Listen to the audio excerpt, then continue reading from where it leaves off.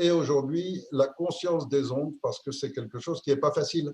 Mettez-vous à la place d'un homme du 15e siècle et essayez de lui expliquer qu'il y a une petite machine qu'on met près de l'oreille et qu'avec ça, on parle avec quelqu'un à l'autre bout du monde. Il ne pourra pas vous croire. Il va vous prendre pour un fou. Et aujourd'hui, nos enfants naissent dans un monde où tout ça est normal, complètement naturel. Et je crois qu'il est bon parfois de reprendre un peu conscience des réalités, de les comprendre peut-être parce que des experts comme Élise qui va nous présenter ça vont pouvoir le faire avec des mots qui nous sont plus accessibles que les démonstrations scientifiques parfois. Alors maintenant, la parole à vous, Samuel et Élise, qui avez préparé cette soirée. Merci Eric, bonsoir tout le monde. Merci Élise de nous avoir rejoints. Donc Élise va porter sur des sujets, comme tu le disais Eric, les ondes électromagnétiques. Donc elle va traiter sur les sujets des ondes électromagnétiques synthétiques fabriquées par l'homme, émises par des différents systèmes, et aussi elle parlera des champs d'électromagnétique naturels du corps.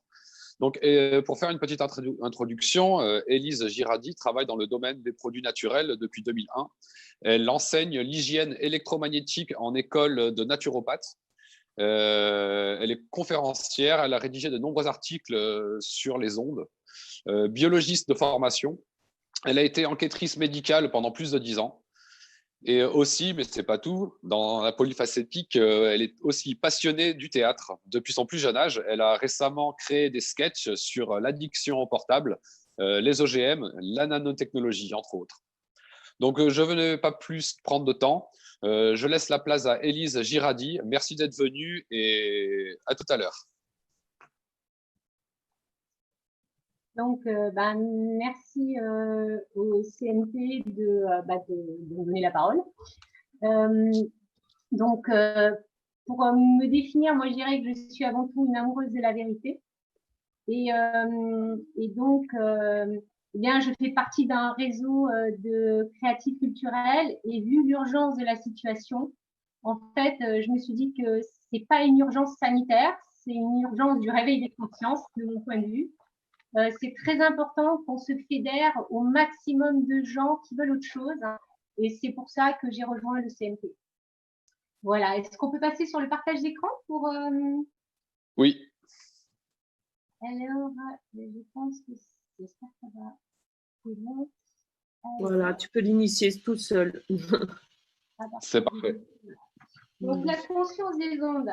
Pourquoi j'ai choisi ce titre? Eh bien, parce que je pense que plus on a conscience d'un problème et plus on peut trouver de solutions. Donc, et le but à travers cet exposé, c'est de vous aider à comprendre davantage les ondes. Et les ondes, c'est pas quelque chose de facile à comprendre. Et en fait, j'intitule aussi souvent mes conférences quand Matrix devient réalité. Parce que c'est pas loin de ça. On verra après, je vous présenterai après justement l'aspect des 0,1 qui nous envahissent vraiment. Et puis dans Matrix, dans ce film, on voit le choix entre la pilule rouge, donc la conscience, ou la pilule bleue, vouloir rester dans l'inconscient de ce qui se passe. Donc pour vous parler de tout ça, je vais commencer par… Oups, c'est parti tout seul. Je vais vous faire une petite introduction, un état des lieux, qu'est-ce que les ondes électromagnétiques, les ondes naturelles, les ondes artificielles, etc. Quelle est l'origine possible de l'effet biologique potentiel des ondes, les impacts et une partie prévention. Et bien évidemment, je vous parlerai de la 5G. Donc, par rapport à ce sujet qui est extrêmement complexe, je trouve qu'on peut avoir l'attitude de se dire tout va bien, il n'y a pas de problème, ou d'être dans un flou complet, ou alors de trouver ça terrible, se sentir impuissant. Et pour moi, l'équilibre, c'est toujours de voir en face les problèmes pour y faire face et trouver des solutions. Par rapport aux ondes, et comme pour beaucoup d'autres sujets, il y a la politique du doute qui est beaucoup utilisée. Et je voudrais rappeler la note interne dans le cadre d'une grande entreprise de tabac américaine qui disait « Notre produit, c'est le doute, car c'est le meilleur moyen de lutter contre l'effet dans l'esprit du public. C'est aussi le moyen par lequel nous créons la controverse. Ça a été utilisé pour l'amiante, pour le tabac, pour les OGM, c'est utilisé pour les ondes. Et puis, je pense aussi que ça peut être utilisé pour les nanotechnologies. Parce que qu'est-ce qui se passe quand on doute? Eh ben, quand on doute, on ne fait rien. On est attentiste. Donc, pour bien comprendre le sujet des ondes, il faut partir d'un point de vue très large, que l'être humain, il a comme 3 habitations. Il a son propre corps, il a son logement et il a la Terre. Et dans les 3, circulent à la fois des ondes naturelles et des ondes artificielles. Alors, pour définir une onde, ça c'est la définition strictement physique. Une onde est un déplacement d'énergie et d'information sans déplacement de matière, avec des charges électriques pour les ondes électromagnétiques. Donc, il y a 2 mots importants, il y a le mot énergie et il y a le mot information. Quand on parle d'ondes électromagnétiques, il y a d'un côté les ondes électriques et de l'autre côté les ondes magnétiques. Et on représente en général le champ électrique par une sinusoïdale, hein, je vous montre là, et le champ magnétique par une autre sinusoïdale qui lui est toujours à 90 degrés, quelle que soit l'orientation dans le champ, dans l'espace, je veux dire. Et en fait, par rapport aux ondes électriques, eh bien, vous avez un peu le plus et un peu le moins. Et il n'y a pas forcément une circulation d'électricité entre les deux. La circulation d'électricité va se faire quand il y a un conducteur. Et ça, c'est seulement quand il y a circulation d'électricité que le champ magnétique apparaît. Il peut y avoir donc un champ électrique, mais pas de champ magnétique s'il n'y a pas de circulation d'électricité entre les deux. Et pour mesurer les ondes, on utilise 2 mesures. Une mesure de l'intensité qui est liée à l'espace et une mesure de la fréquence qui est liée au temps. Alors, la mesure de l'intensité, c'est des volts par mètre pour l'électricité et c'est des watts par mètre carré ou watts par kilo ou Gauss ou Tesla pour les champs magnétiques. Et puis, quand on monte dans les hautes fréquences, les deux ne se distinguent plus. Donc là, on est plutôt sur des volts par mètre. Mais donc, on peut faire l'analogie par rapport à cette mesure d'intensité. On peut faire une analogie avec le son. Ça va représenter le volume sonore. Quand vous écoutez de la musique, plus vous montez le son, et on peut dire que plus vous montez l'intensité. C'est une mesure quantitative et ça mesure entre guillemets l'énergie. Ensuite, vous avez une mesure de la fréquence des ondes qui est liée au temps. Donc, tout le monde a entendu parler des hertz. Qu'est-ce qu'un hertz? Alors, peut-être qu'il y a des gens qui savent, hein, je ne sais pas, mais je donne des bases pour que tout le monde soit au même niveau. Un hertz, ça correspond à un mouvement par seconde. Ça peut être un mouvement de rotation, un mouvement d'oscillation. 20 hertz, ça va être 20 mouvements par seconde. On peut faire une analogie toujours par rapport au son. Les hertz, c'est ce qui va c'est une mesure qualitative. Au son, ça va donner les aigus dans les très hautes fréquences et les graves dans les basses fréquences. Donc, pour vous représenter par exemple un mouvement de rotation, après, c'est justement mis, comme on l'a vu, sur une abscisse parce qu'on projette ce mouvement. Oh là, ça va trop vite. Ce mouvement sur une abscisse et une ordonnée. Et donc, les champs électromagnétiques, eh bien, il y en a à tous les niveaux. Il y en a au niveau des planètes, il y en a au niveau du sel de cuisine, il y en a vraiment partout. Pour vous donner, ça passe trop vite, pour vous donner une intensité, pour vous aider à comprendre au niveau de l'intensité des ondes, le cerveau, si on est au niveau du champ magnétique, là, il va faire 100 femtotesla. Le cœur humain, il va être à 100 000 femtotesla. Le portable, il est à 1 milliard de femtotesla. Donc, imaginez, c'est le volume sonore. Votre cerveau, il est à 100 femtotesla. Votre téléphone portable, il est à 1 milliard de femtotesla. C'est comme si vous lui donniez un son très, très, très important avec un volume sonore très élevé.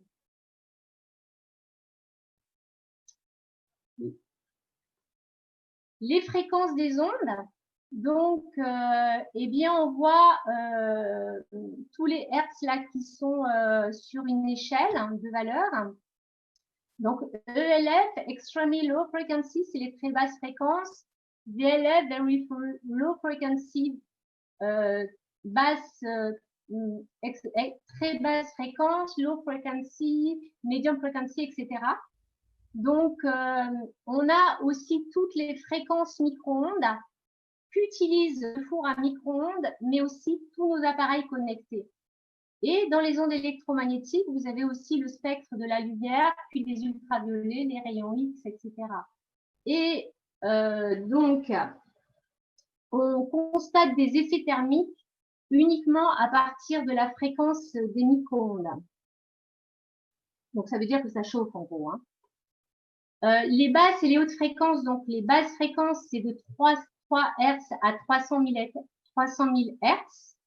Et les hautes fréquences, ça va être au-dessus de 300 000 Hz. Et les micro-ondes, c'est de 1 GHz à 300 GHz. Donc là, maintenant que je vous ai donné quelques bases pour comprendre les mesures des ondes et ce qu'est une onde, je vous propose d'aller explorer les ondes électromagnétiques naturelles. Et puis après, on explorera les ondes électromagnétiques artificielles. Donc, les ondes naturelles, je vous disais, la Terre, elle a des ondes naturelles. Le corps humain, il a beaucoup d'ondes électromagnétiques naturelles. Il y a tous les mouvements des ions ou oligoéléments, le calcium, le magnésium, le potassium, le sodium, par exemple, les organes, le cœur, le cerveau. Il y a aussi la bioélectronique de Vincent qui s'est attachée à étudier le terrain de l'individu en lien avec la concentration en électrons et du corps humain. Il y a aussi les méridiens en acupuncture. Bref, on a des ondes électromagnétiques à tous les niveaux du corps. Au niveau de la Terre, eh bien, comment ça se passe? La Terre, à sa surface, elle est chargée négativement. Et en haute atmosphère, vous avez une couche qui est chargée positivement. Et entre les deux, donc il va y avoir les éclairs qui vont circuler. Et en fait, la circulation d'électricité naturelle se passe par les éclairs. Et des éclairs, il y en a en permanence tout autour de la Terre. Donc, nous avons un champ électromagnétique naturel au niveau de la Terre. Otto Schumann, qui est un physicien, a mesuré le premier la fréquence principale de l'onde de la Terre, qui est de 7,83 Hz. Et c'est intéressant de constater que quand ils ont envoyé des astronautes dans l'espace, qui ne sont plus soumis à cette fréquence, ils tombent malades. Donc, ils ont fabriqué un petit boîtier qui émet cette fréquence dans les navettes spatiales pour que les astronautes ne tombent pas malades. Donc, 7,83 Hz, c'est une fréquence de santé. On est fait pour vivre sur la Terre, on n'est pas fait pour vivre dans l'espace au cas où on en douterait. Et même sous Terre, c'est pareil. Eh bien, on n'est plus soumis au champ électromagnétique naturel de la Terre et on peut aussi tomber malade. Les réseaux telluriques. Alors, tout le monde a entendu parler du réseau Hartmann, du réseau Curie. En fait, c'est les deux plus connus. Donc, les réseaux telluriques, c'est quoi? En fait, dans la Terre, les métaux, ils sont présents et ils forment un quadrillage, un maillage. Et le réseau Hartmann, c'est le métal du nickel. Le réseau Curie, c'est le fer. Et donc, eh bien, comme c'est des métaux, l'électricité naturelle de la Terre va circuler à travers ces réseaux. Le réseau Hartmann et le réseau Curie sont les réseaux les plus facilement utilisés par les bâtisseurs adeptes de géobiologie. Et ces réseaux n'ont aucune validation, bien évidemment, par la science officielle, mais il n'empêche pas moins que les géobiologues les utilisent très couramment. Et donc, il peut y avoir des lignes plus positives, des lignes négatives, et aux intersections de ces réseaux, si par exemple c'est des plus, bien souvent tous les lieux de culte, les menhirs, les dolmens, sont sur ces lieux extrêmement chargés positivement. C'est juste pour vous donner un aperçu de ça. Au niveau du corps humain, donc, le corps humain, eh bien, vous avez aussi, je vous disais, des ondes électromagnétiques. Alors, le cœur est l'organe qui a le plus d'ondes électromagnétiques dans le corps humain.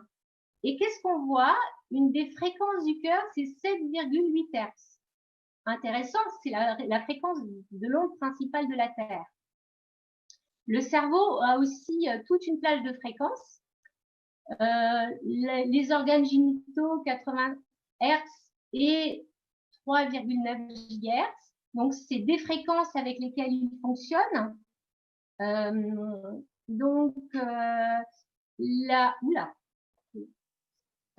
y a aussi les travaux de vol qui a mis au point un appareil d'électroacupuncture qui utilise ces fréquences pour équilibrer un organe ou pour équilibrer les nerfs, etc. Donc, il existe aussi des fréquences pathologiques et des fréquences qui sont aussi plus en lien avec les émotions. Au niveau du cerveau, eh bien, il y a différents rythmes qui sont connus, de 0 à 4 Hz, de 4 à 7 Hz, de 7 à 12 Hz, etc. Alors, la conscience alpha, c'est 7 à 12 Hz. C'est la conscience apaisée, c'est la conscience qu'on a les yeux fermés.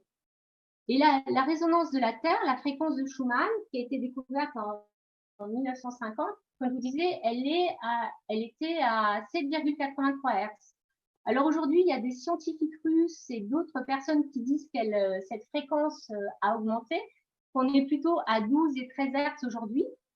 Et quand on voit 12 Hz, c'est l'activité intense et la concentration ou c'est l'anxiété. C'est-à-dire qu'on peut imaginer que plus on maîtrise son énergie, et plus on va être dans la concentration et l'activité intense, et moins on la maîtrise. Et comme, eh bien, il y a une vibration plus importante, on va être dans l'anxiété ou le stress. Il est intéressant aussi de voir que les enfants, eh bien, leur cerveau se développant avec les années, de 0 à 4 Hz, c'est le jeune enfant. De 4 à 7 Hz, c'est l'enfant et l'adolescent, le jeune adulte.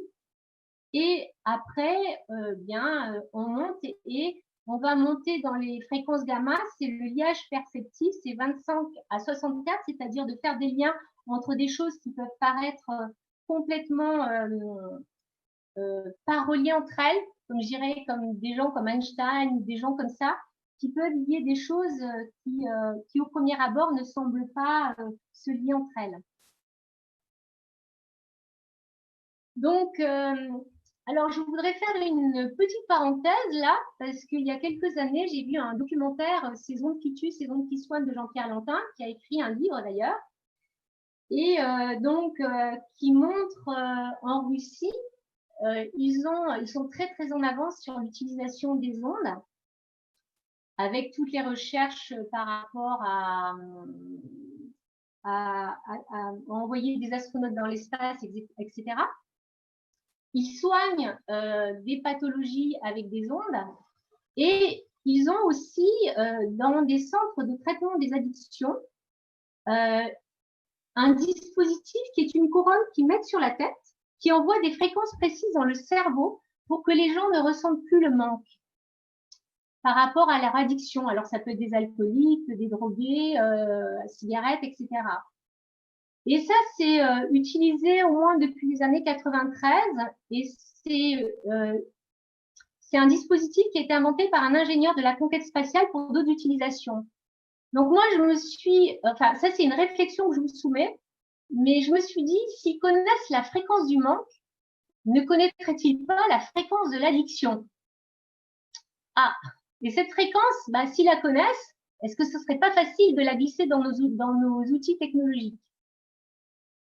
Voilà, vu l'engouement avec laquelle s'est développée la téléphonie mobile, je me dis que ça peut être une piste intéressante. C'est juste une réflexion.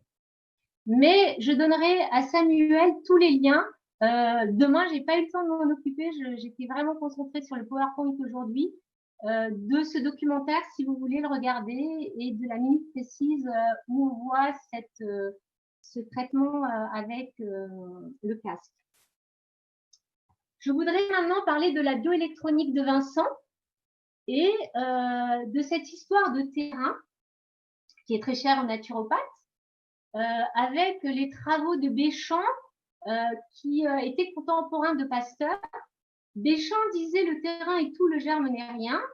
Et Pasteur disait le germe est tout, le terrain n'est rien. Donc, c'est la vision de Pasteur qui l'a emporté et qui est à l'origine de toute notre médecine actuelle où on va traiter des germes. L'ennemi, c'est le germe. Alors que Béchamp, c'est le germe ne peut se développer que si on a un terrain qui lui est favorable. Et donc, c'est une démarche dans ce cas-là de responsabilité qui demande de dire, enfin, d'avoir une hygiène de vie pour avoir un meilleur terrain possible. Ça, c'est vraiment l'approche naturopathique.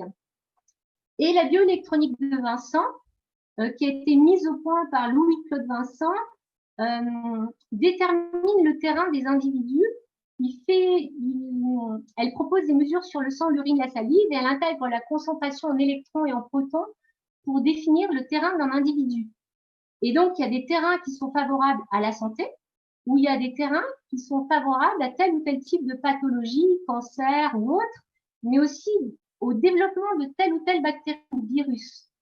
Donc, autrement dit, notre terrain électromagnétique va jouer un rôle dans le développement de tel ou tel type de virus ou de germe. Donc, ça, c'est un diagramme où les 4 terrains sont explicités. Donc, je ne vais pas rentrer dans le détail, mais c'est juste pour montrer que le terrain acide et oxydé, par exemple, c'est riche en protons, pauvre en électrons, et c'est les champignons, mycoses ou lichens qui vont se développer. Les virus, ça va être sur un terrain alcalin et oxydé, et la dégénérescence. Les microbes pathogènes et algues brunes sur un terrain alcalin et réducteur. Fermentation algues vertes, un terrain acide et réducteur. Et la santé parfaite, elle va être là, on ne voit pas sur ce diagramme, mais elle se situe ici, si vous suivez le mouvement de ma souris.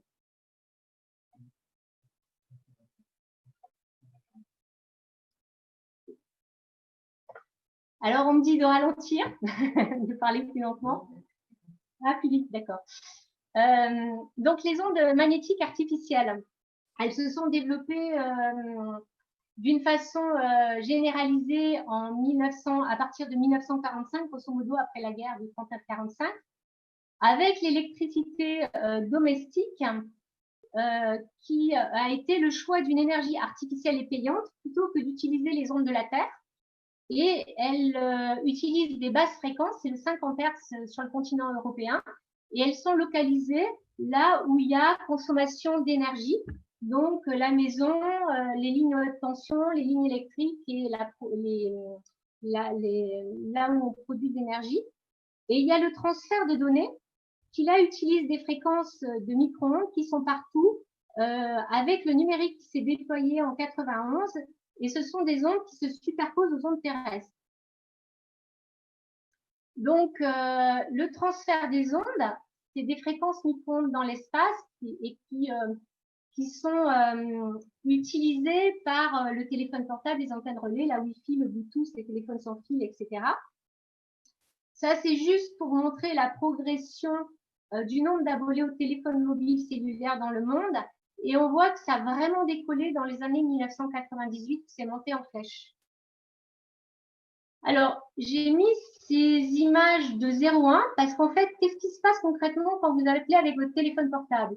Votre voix, elle est décomposée en 0,1 et ces 0,1 vont sillonner l'espace à travers des ondes jusqu'à une antenne relais, puis d'antenne relais jusqu'à l'antenne relais la plus proche de votre interlocuteur.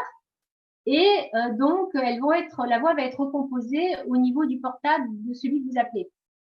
Donc, eh bien, toutes ces données numériques qui sillonnent l'espace, elles se superposent à l'atmosphère terrestre.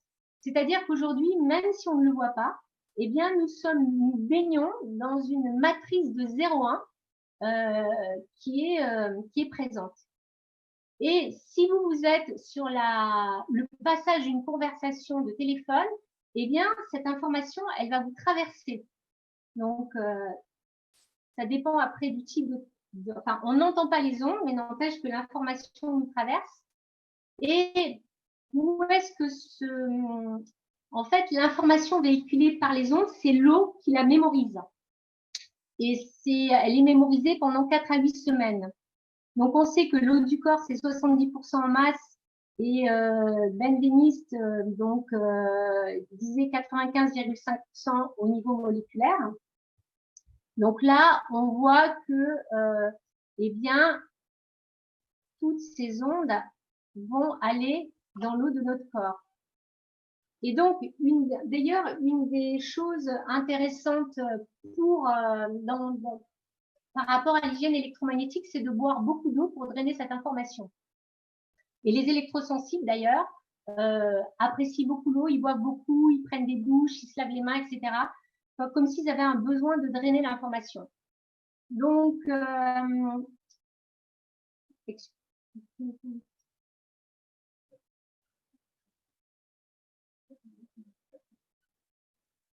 excusez-moi, ok.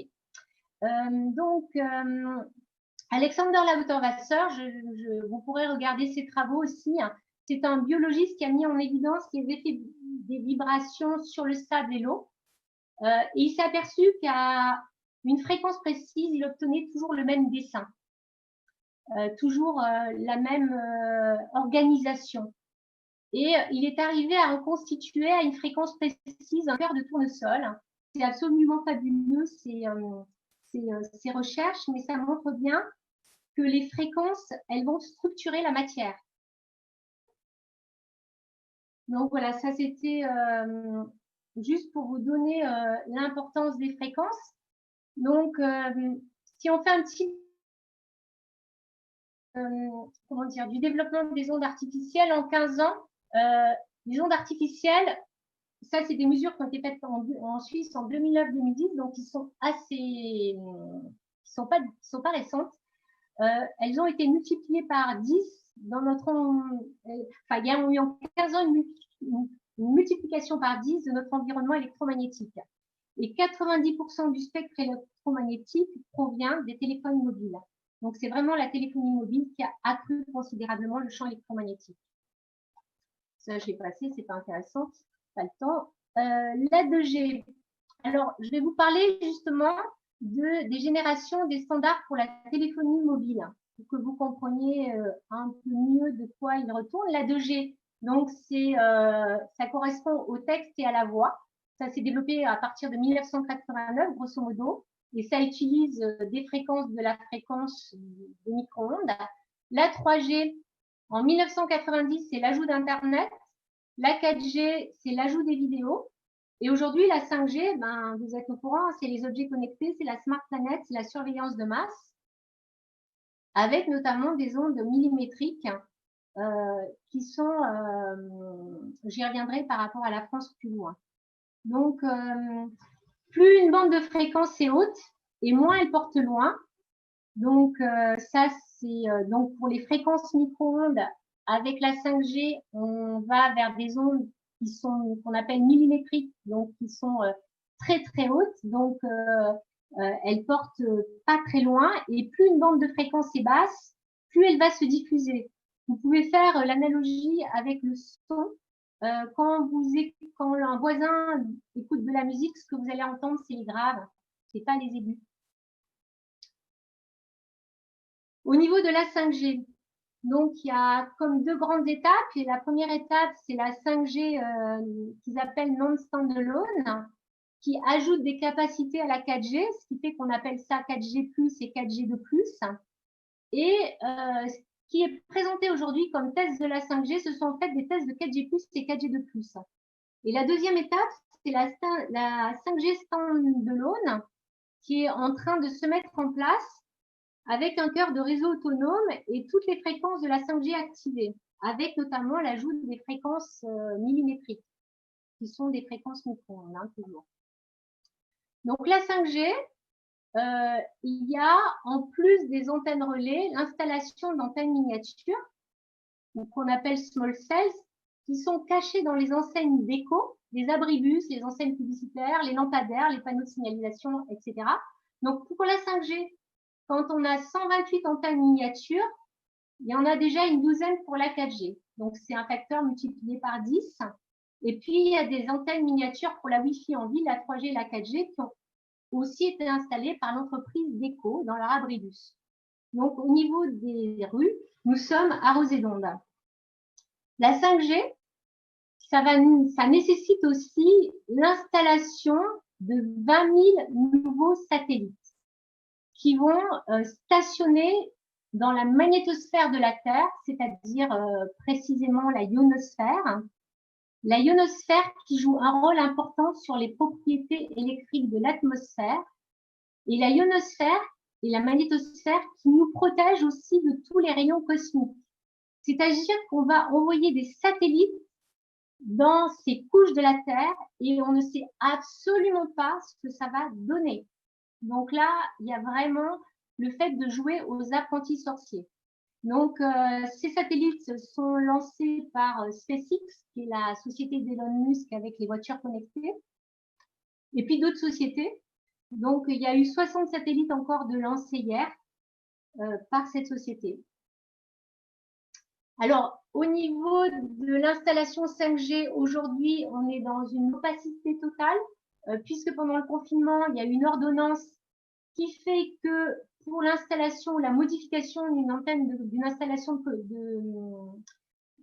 l'implantation ou la modification d'une installation de communication, il n'y a plus besoin d'informer les maires, il n'y a plus besoin de l'accord de la NFR, il y a plus de réduction, il y a des réductions des délais d'instruction et il y a une dispense d'autorisation d'urbanisme. En clair, la 5G s'installe comme ils veulent dans la plus grande opacité du réseau. Enfin, dans la plus grande opacité. On ne sait pas du tout ce qu'ils font aujourd'hui.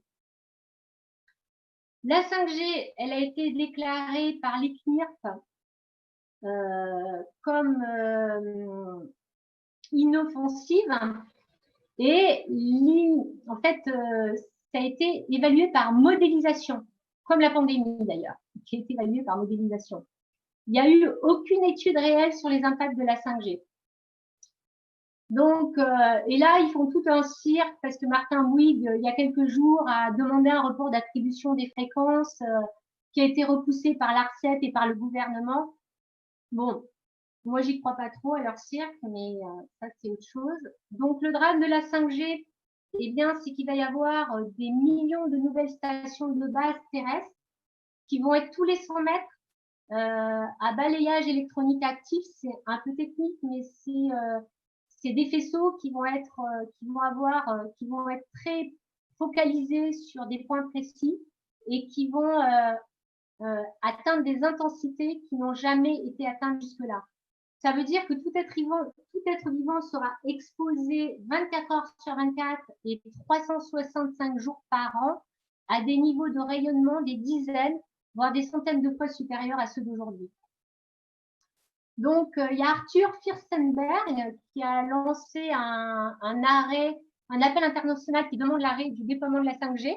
Il y a 250 pays qui participent et dans cet appel, il fait un état d'un corpus de plus de 10 000 études publiées dans des revues dotées de comités de lecture sur les effets des ondes radiofréquences, c'est-à-dire des ondes micro-ondes, de la fréquence des micro-ondes. La téléphonie mobile, c'est 17 000 milliards de dollars par an. Le discours des officiels, c'est sur l'intensité des ondes, ils ne s'intéressent jamais aux fréquences. Donc, les normes en vigueur, elles sont basées historiquement sur des recommandations d'industriels. Donc, le DAS, vous en avez peut-être entendu parler, c'est la seule mesure qui a été faite pour évaluer la dangerosité du téléphone portable. Donc, DAS, ça veut dire débit d'absorption spécifique, ça s'exprime en watts par kilo, ça paraît très savant, mais en réalité, c'est quoi? C'est une tête de mannequin dans lequel on met un arôme physiologique, on met un thermomètre, on expose cette tête de mannequin à un téléphone mobile pendant 6 minutes. Au bout de 6 minutes, on mesure l'élévation de température. Donc ça, c'est la seule mesure qui est faite aujourd'hui et qui est comment dire, considérée par les autorités comme valable pour dire que le portable n'est pas dangereux. Il existe toutes les études qui montrent qu'il y a un problème. Donc, les lignes à haute tension, la norme, si on écoute la norme admissible qui est de 100 micros Tesla, c'est ce qu'on mesure à 1 mètre du câble en France, hein, ça c'est les normes pour la France, attention, hein, mais c'est ce qu'on mesure à 1 mètre du câble d'une ligne à haute tension. Ça veut dire que la norme, elle nous dit qu'un individu peut vivre à 1 mètre du câble d'une ligne à haute tension. Vous comprenez que ça leur donne toute l'attitude de faire ce qu'ils veulent.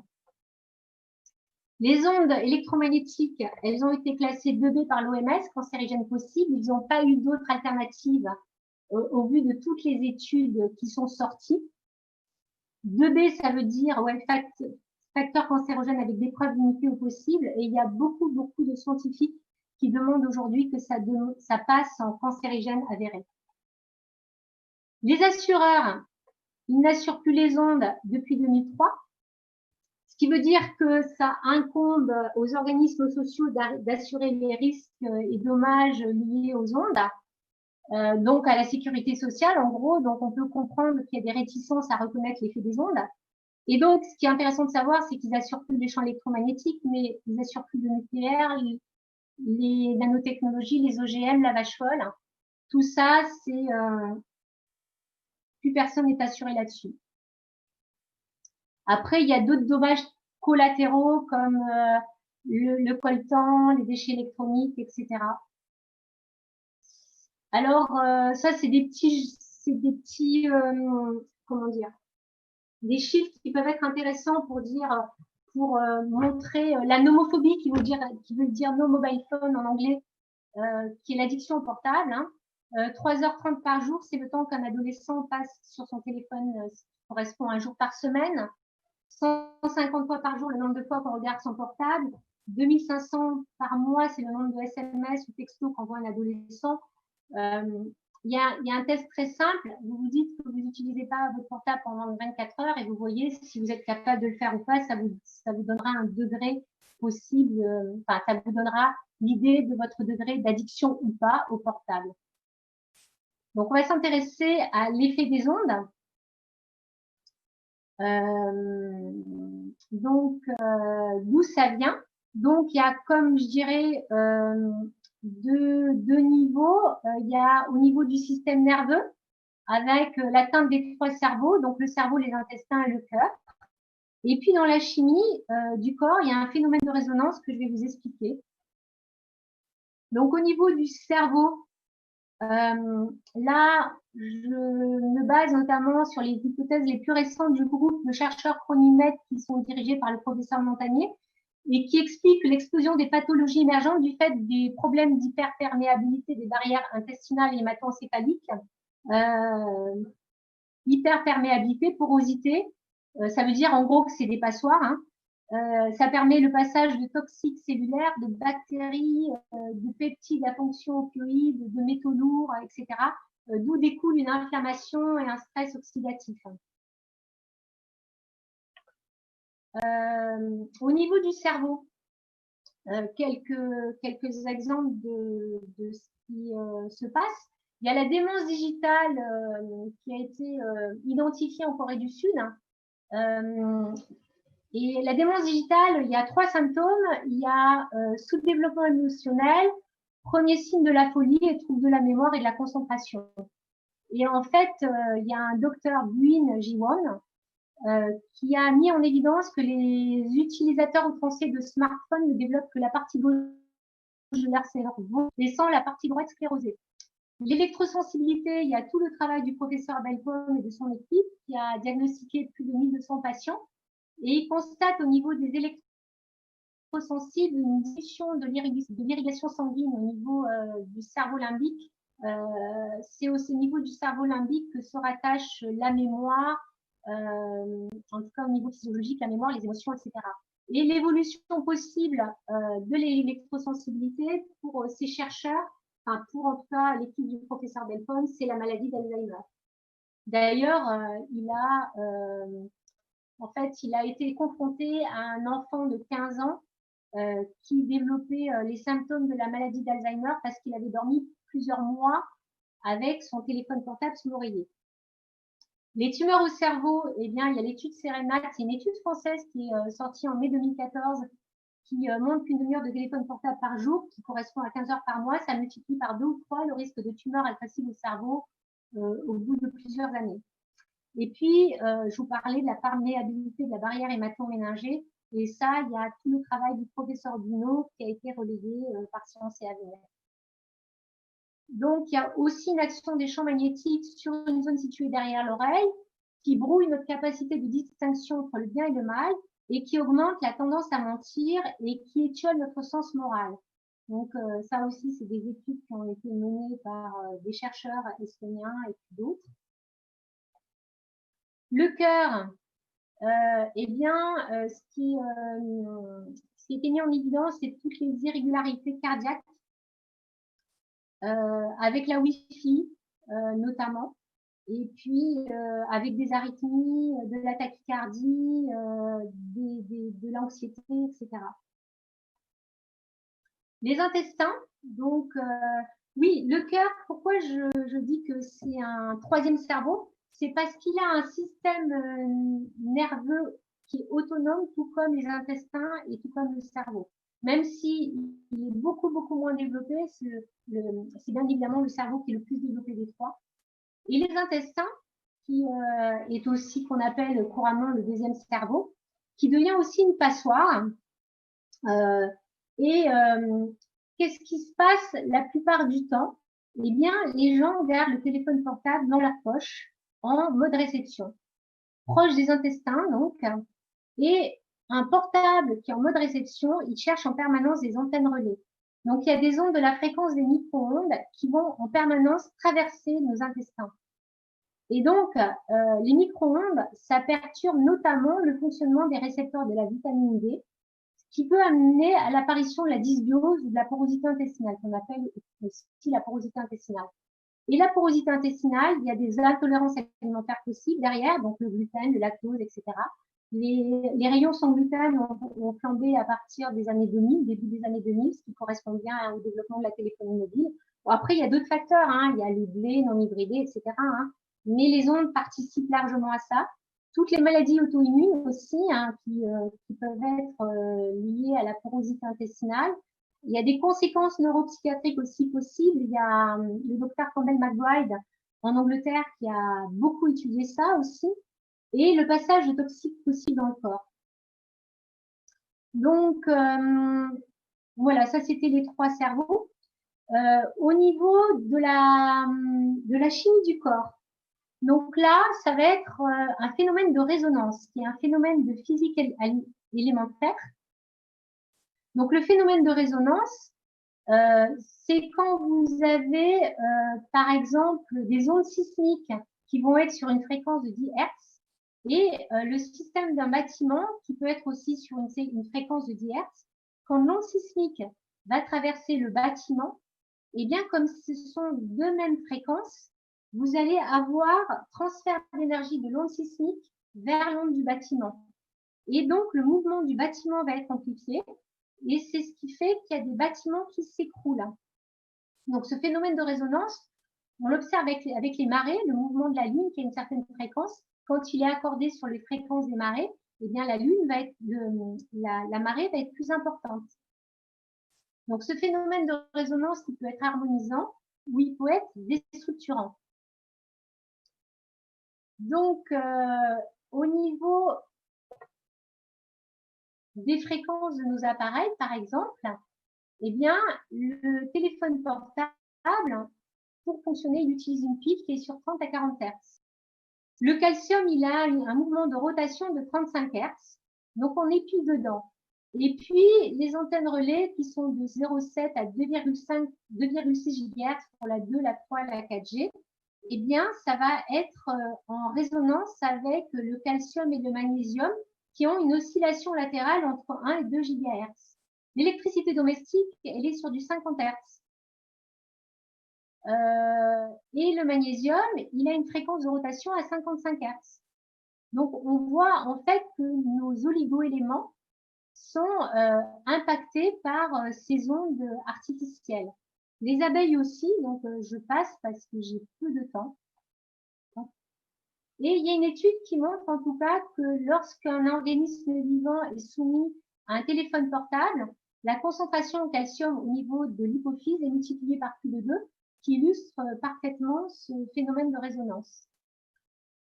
Donc, je vais parler maintenant des fréquences de la 5G, parce que ce phénomène de résonance, c'est ça qui vient perturber l'organisme. Pour la 5G, en Chine, ils utilisent des fréquences millimétriques entre 59 et 64 GHz. Les 60 GHz, ça correspond à une des fréquences de l'oxygène.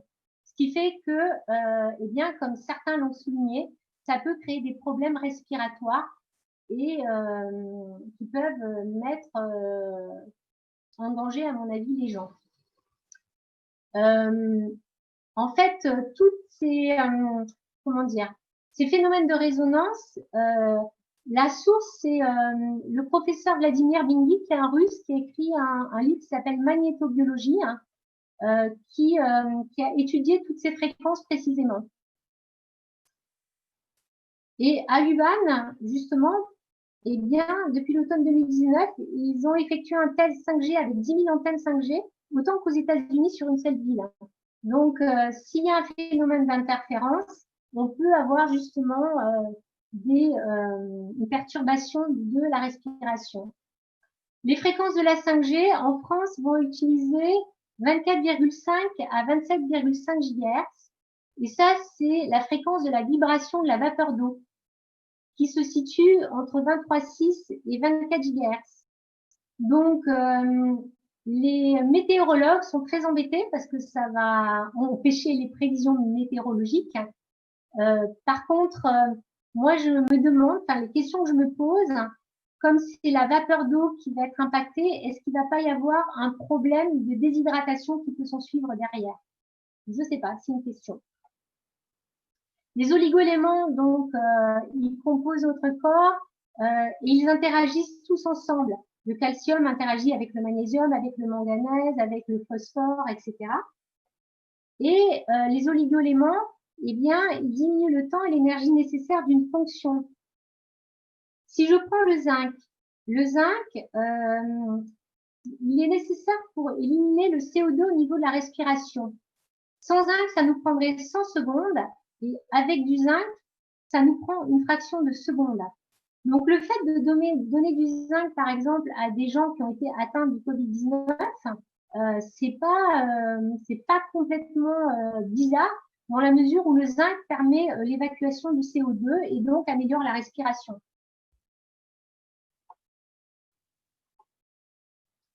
Donc, l'impact de ce phénomène de résonance, eh bien, ça va modifier la concentration en ions de nos oligoéléments, du magnésium, du calcium, du potassium, etc., qui interviennent dans tous les systèmes du corps.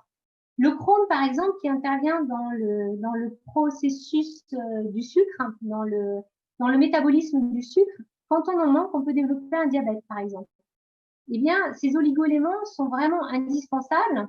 Et si on touche à ces oligoéléments, eh bien, on touche au métabolisme du corps. Ce qui fait que, eh bien, les métabolismes dans leur ensemble vont être impactés, mais ce qui va ressortir chez une personne, ça va être ça ou ses faiblesses. Si elle a une faiblesse immunitaire, ça va être le système immunitaire qui va être touché en priorité, etc. Donc, les ondes, c'est invisible, c'est impalpable. Donc, on a du mal à se rendre compte que ça agit, et pourtant ça agit. Et les biologistes et les médecins, eux, quand ils raisonnent au niveau du corps, ils vont penser association calcium-magnésium, ou potassium-sodium, etc.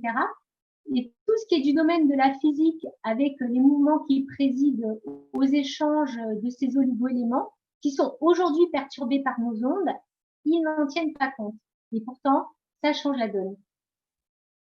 Mais ça rend difficile aussi le fait que ce soit invisible et que pour comprendre l'impact possible des ondes, en tout cas par rapport à ce phénomène de résonance, il faut associer des notions de biologie, de biochimie, de physique.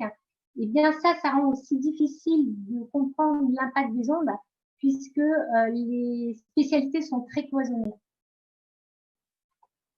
Donc, pour voir l'impact possible des ondes, eh bien, là, vous avez sous les yeux une expérience qui a été menée par des étudiants qui avaient été médiatisés par des journaux sur la pousse des graines de cresson non exposées à la Wi-Fi et exposées à la Wi-Fi. Je vous laisse deviner lesquelles sont exposées à la Wi-Fi. Par rapport à l'impact des ondes, donc il y en a beaucoup, beaucoup, beaucoup. Je voudrais simplement vous souligner que déjà la NASA, en avril 1981, avait recensé différents effets physiologiques des fréquences micro-ondes sur les humains, même pour des faibles intensités. Et ce qui était évoqué, c'était une fuite d'électrons hors des cellules. Et ça correspond exactement à ce phénomène de résonance. Donc les effets évoqués, c'est les céphalées, les fatigues, etc., les troubles du sommeil, les effets au niveau des effets neurasthéniques, des effets psychiques, des modifications cardiovasculaires. Enfin, il y a énormément d'effets. Des pathologies liées à la thermorégulation, la transpiration des extrémités augmentées, l'élévation du cholestérol, de la glycémie à jeun, jusqu'au syndrome des micro-ondes. Ça, c'est un rapport de la NASA qu'on trouve sur Internet. Hein. Vous aurez le lien. Je passe parce qu'il y en a vraiment beaucoup. Et puis, Arthur Firstenberg qui a lancé cet appel qui demande l'arrêt du déploiement de la 5G sur Terre et dans l'espace, eh bien, aussi à, comment dire, synthétiser tous les effets du corpus de plus de 10 000 études sur l'effet des fréquences micro-ondes avec les dommages de l'ADN, les effets sur la flore, sur la faune, etc. Donc, vous pouvez vous référer à cet appel aussi, tout est détaillé,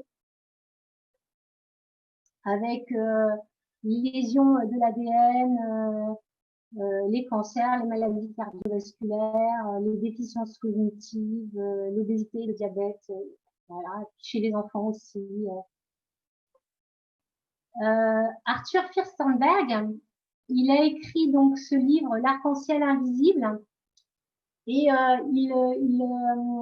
il décrit en fait tout un historique de l'électrification de la Terre en remontant dans les années 1700. Et donc, à chaque fois qu'il y a eu un saut dans l'électrification de la Terre, il y a eu une pandémie. Et il fait le lien. Il y a la vidéo du docteur Thomas Cowan qui est excellente, qui en 10 minutes donne aussi un panorama de ça. Et donc voilà, donc en fait, cette vidéo, voilà, merci, elle a été censurée, surcensurée.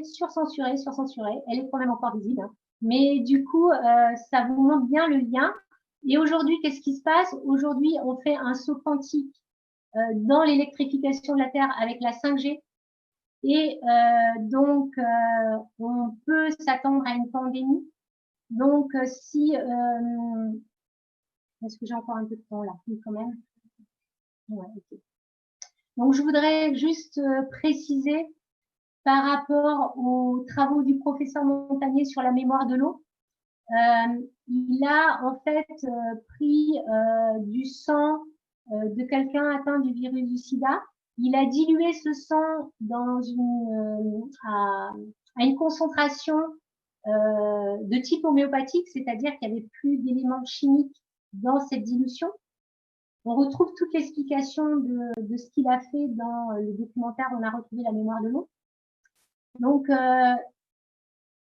il a, à partir de ce tube de dilution, enregistré un signal électromagnétique qui correspond au signal électromagnétique du sida, du virus du sida, pardon.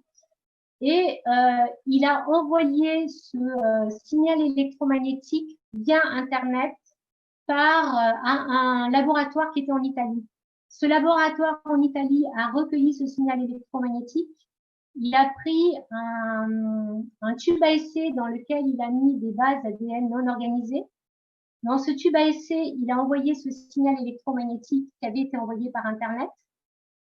Et ce virus du sida a été reconstitué à plus de 99%. C'est-à-dire que, comment dire, le signal électromagnétique qui circule par Internet d'un virus, si dans notre organisme, on a des brins d'ADN, des morceaux d'ADN qui le reçoivent, ils sont capables de reconstituer le virus. Donc, je dirais la meilleure façon de répondre à une pandémie, c'est par Internet. Donc, c'est certainement pas la distanciation sociale, c'est certainement pas les masques, mais c'est d'être en permanence sur Internet, comme ça a été fait pendant le confinement, puisque l'explosion de la consommation d'Internet a explosé, justement.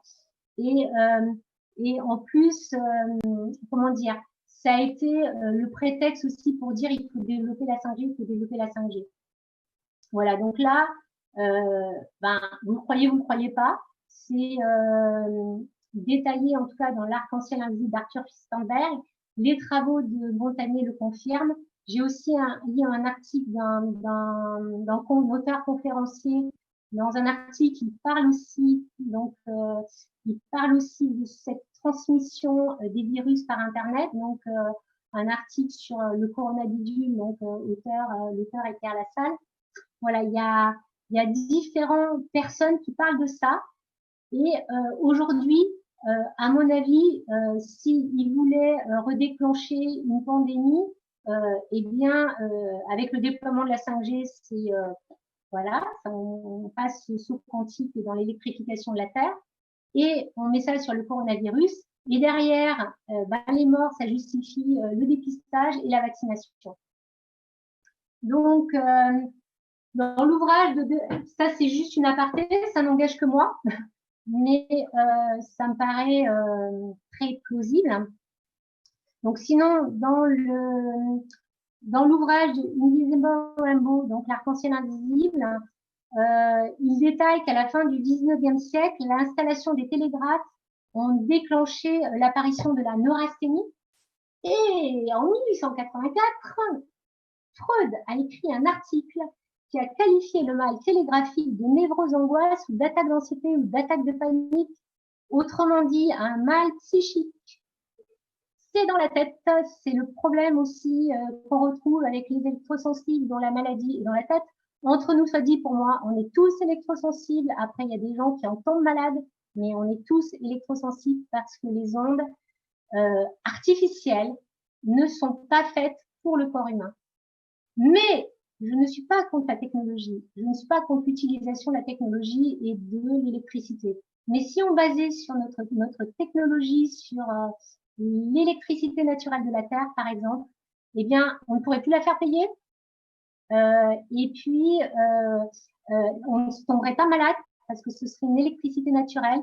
Et je suis sûre que pour l'utilisation de nos technologies, il y a des recherches à faire. Moi, je ne suis pas spécialiste, mais il y a plein de recherches à faire. Et moi, j'ai l'espérance que si le CNT ou s'il y a un nouveau monde qui émerge, eh bien, il y a des chercheurs qui se penchent sérieusement là-dessus pour créer une technologie qui ne soit pas immorale, c'est-à-dire basée sur le profit de l'argent, et qui soit respectueuse de la santé de l'être humain.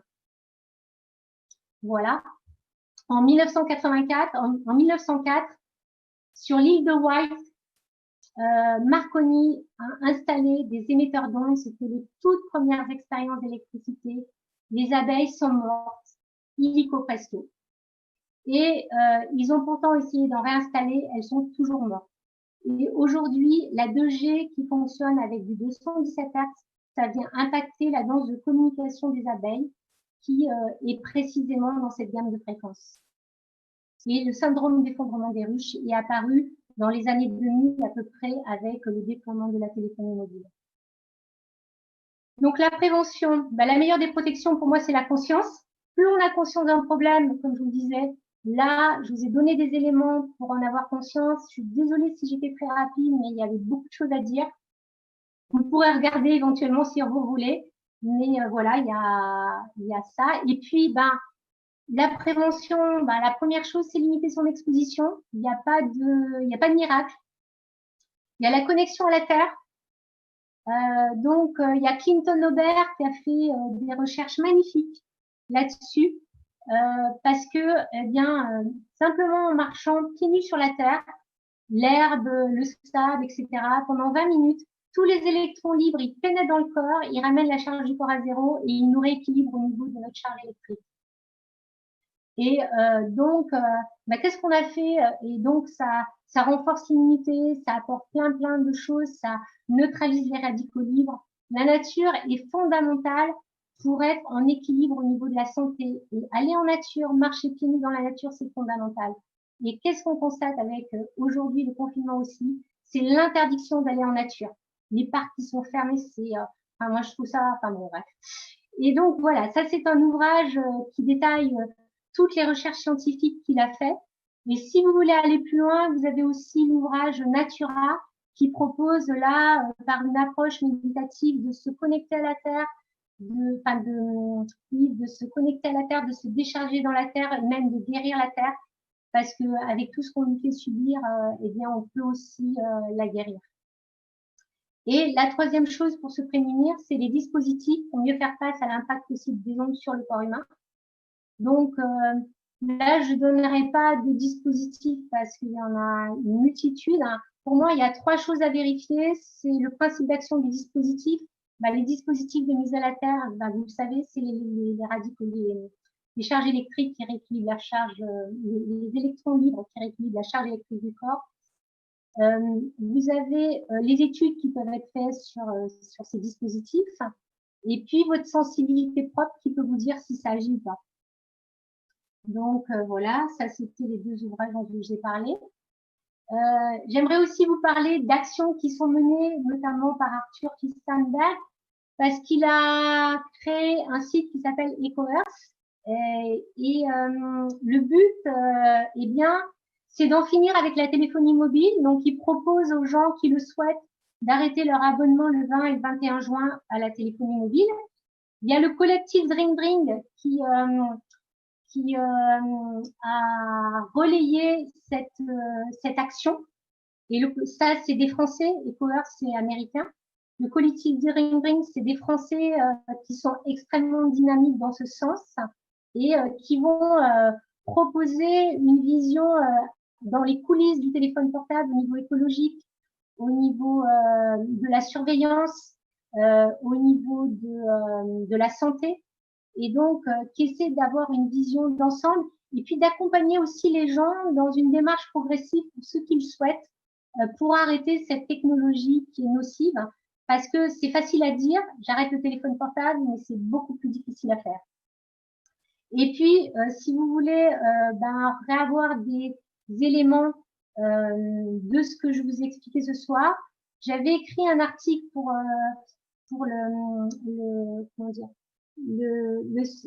la revue